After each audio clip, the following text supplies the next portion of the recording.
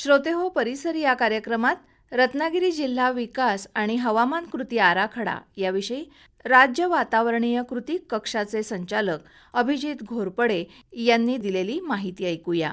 मित्र हो, आपल्या सगळ्यांना माहिती आहे की हे जे संकट आहे वातावरणीय बदलाचं ते 21व्या शतकातलं मानवजातीच्या समोरचं सगळ्यात मोठं आव्हान आहे. आपल्याला माहिती आहे की 2024 हे वर्ष मानवजातीच्या इतिहासातलं सर्वाधिक उष्ण वर्ष गणलं गेलं.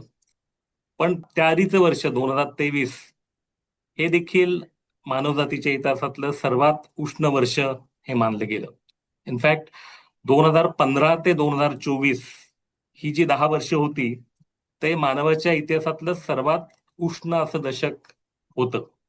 आणि जे काही नैसर्गिक आपत्ती आहेत, उष्मालाटा, वणवे, समुद्राच्या पातळीत होणारी वाढ, अनियमित पर्जन्यमान, दुष्काळ, पूर, चक्रीवादळ यांचं प्रमाण, यांची तीव्रता आणि वारंवारिता ही उत्तरोत्तर वाढतेच आहे. अर्थात या संकटाला तोंड देण्यासाठी आपला देश कटिबद्ध आहे. संयुक्त राष्ट्रसंघाचा जो या संबंधितला पायाभूत करार आहे, ज्याला United nations framework convention on climate change असं म्हणतात, तर त्याचा भारत हा एक संस्थापक सदस्य आहे. आणि सगळ्यात महत्वाचं म्हणजे 2015 साली जो पॅरिस करार झाला त्याच्यावरती आपल्या देशानं स्वाक्षरी केलेली आहे. या करारानं या शतकाच्या 21व्या शतकाच्या अखेरीपर्यंत जागतिक सरासरी तापमान वाढ ही 2 अंश सेल्सिअस पर्यंत मर्यादित ठेवण्याची आणि प्रयत्न करायचा की ती 1.5 अंश सेल्सिअस पर्यंत कशी रोखता येईल असा संकल्प या करारामध्ये केलेला आहे.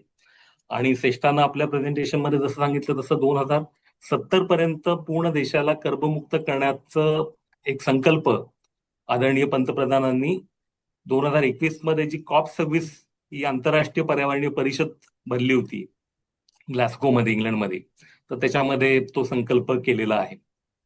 आपल्याला कल्पना आहे की आपली अर्थव्यवस्था जी आहे देशाची ही जगातली 4थ्या क्रमांकाची सर्वाधिक मोठी अशी अर्थव्यवस्था आहे आणि लवकरच 5 अब्ज डॉलरचा विस्तार करण्याचं एक आव्हान किंवा एक लक्ष्य आपण ठेवलेलं आहे. आणि आपला देश, आपलं राज्य जे आहे ते भारताच्या विकासाचं इंजिन हे आहे. देशातलं एक सर्वाधिक औद्योगिकरण झालेल्या राज्यांपैकी एक असं हे विकसित राज्य आहे. आणि सकल राष्ट्रीय उत्पन्न जे आहे, we contribute the highest to the national GDP at 13%.